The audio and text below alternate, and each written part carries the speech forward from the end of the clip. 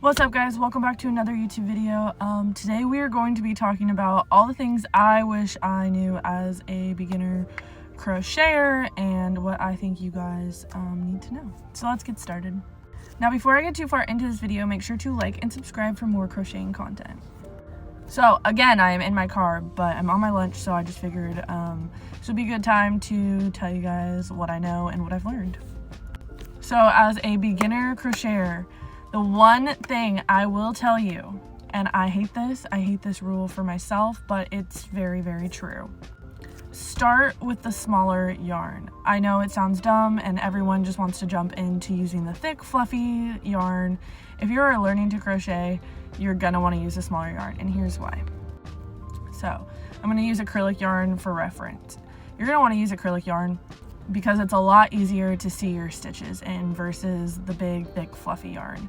And me personally, acrylic yarn is not my bestie. It's not my best friend. I do use a lot of acrylic yarn, but when I'm trying to make bigger projects, I like the fluffy stuff. So I totally get it. But when you are trying to see stitches, and especially when you're working in rounds and not rows, either way though, it is a lot easier to see what you're doing. Going off of that, when you are learning new stitches, the acrylic yarn is going to be so helpful to actually be able to see the stitch and see what you're doing. It will just be a lot easier. I tend to find that it gets really lost in thick, fuzzy yarn. It might look better, but it is just really hard if you're not super familiar with crocheting, or you just don't want to have to count your stitches. Thick, fuzzy yarn is not the way to go. 2, finding the right hook size. So most yarn packaging will tell you on the back of the package what size yarn it is and what is recommended for hook size. I personally find that if I go one hook size bigger than is recommended, I just have an easier time. I would not recommend going any smaller than it says on the back of the package. You're gonna have issues. And what I mean by that is you're not going to be able to pull the yarn through the loop. It's not going to want to stay where you want it to. And it's probably, honestly, especially if you're using acrylic yarn, if you're using a hook that's too small, it's going to leave gaps that you don't want to have. So don't do it. Make sure you're using the right hook size. 3, you cannot be too hard on yourself. I am a very, very critical person, and I'm sure many of you guys are too. But you cannot be hard on yourself, especially when you're learning a new hobby. It'll end you. So when you start crocheting, no, it's not going to be perfect. I've been crocheting for years, and some of the things I make, I still don't like them. And I've been crocheting for a really long time. You just can't be too judgmental on, your creations, especially if you're new to it. If it's your first time crocheting or you've been crocheting for 2 months, just know that in 2 years, it's gonna look better, and there's always room for growth and improvement, but I feel like that is where a lot of people just stop because it doesn't look how they want it to look, and it's practice. Practice makes perfect. It's like playing a sport or literally anything else. You practice enough at it, you're gonna get good at it. Also, on top of that, I know some people pick up things a lot quicker than other people, so again, just be patient with yourself. And there really is no right and wrong way to do a lot of things in crocheting. The way you hold your hook, it's just what feels comfortable for you. Adding to this, again, comparing yourself to other creators, don't do it. Don't do it. It is so detrimental. I found myself when I started crocheting, doing that. I would compare myself to other people I knew crocheting, because I started crocheting when I was a kid. And I was their work is so much better than mine, or it looks so much cleaner.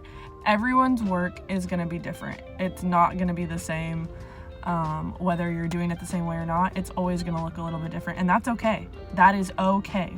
And I think that's what's cool about crocheting and knitting and things like that. Even if you're following the same pattern, there's the uniqueness about it that everyone's is going to look a little bit different. So you can't let that discourage you because your work doesn't look like somebody else's. Just don't do that. All right. The misconception of that you have to have the expensive yarn to be crocheting. You don't. I have a very wide variety of yarn I have collected over the year. I have yarn that I have bought full price, I have yarn that I bought discounted, I have yarn that I have thrifted. I have a lot of yarn actually that I've thrifted that I think is great because people get rid of yarn all the time. So you don't have to have the expensive fancy yarn to be successful in crocheting, especially if you're beginning. Like, I understand wanting to have, you know, specific types of yarn. Once you get into crocheting and you're working on specific projects, you can always find it at a cheaper price than big box stores. I'm telling you that right now. So don't let that stop you from crocheting. Crocheting is not an expensive hobby unless you make it an expensive hobby. Okay. Something else I wish I knew beginning crocheting is where people get their materials from. And I'm not just talking about the yarn, because obviously you can get yarn at a lot of places. I'm talking about if you're making plushies and you need zippers for bags and things like that, like where people get their things. So I'm going to tell you guys where I get mine. Safety eyes, Amazon. Always Amazon. I have yet to find a big box store like Joann's or Michael's or anything like that that sells an abundance of safety eyes. Amazon will be your best friend. Like, you can get so many safety eyes on there, and they come with like little colors that you can put around them and the little backings. Great. Amazon will be your best friend. Crochet hooks. Amazon as well. You can find them at big box stores, but Amazon, great place. Amazon also sells, this should be sponsored, honestly. Amazon also sells a crochet hook that will literally count your stitches for you. And honestly, I don't have one, but I think that would be very helpful for beginners and if you're not wanting to count your stitches. So, and it literally comes with interchangeable hook sizes. It's great. I think it's great. Safety pins or stitch markers. Amazon again.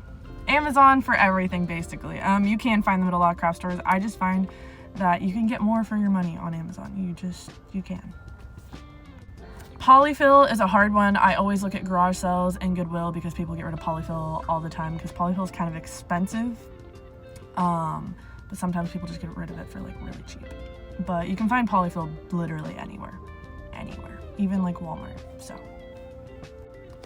zippers and mesh linings and stuff like that, Amazon again. Amazon is going to be your best friend for any crafting projects you have, whether it's crocheting, knitting, painting, I don't care. Amazon, just check Amazon, please. So yeah. And the last thing I'm going to tell you guys for this video is have fun. Just enjoy it. Like, if you don't enjoy the hobby, it is probably not for you. It's going to be frustrating. It's going to take a long time. It is what it is. But if you're not having fun doing it, don't do it. Like, that is how I feel about that. Like, people need to understand that crocheting is time consuming. Sometimes it is. Sometimes it's going to take you 5 hours to make your project, and other times it might take you, 30 minutes. So it is definitely a trust the process, time consuming thing. So if you are not patient, probably not the project for you. But just enjoy it. Just enjoy what you're doing and know that you're going to get where you want to be, and it's all going to work out. Just, again, trust the process. That is all I have for this video. I do have a couple other beginner intro videos in my playlist, so if you like this video, definitely check those out, and I will see you guys next time. Bye!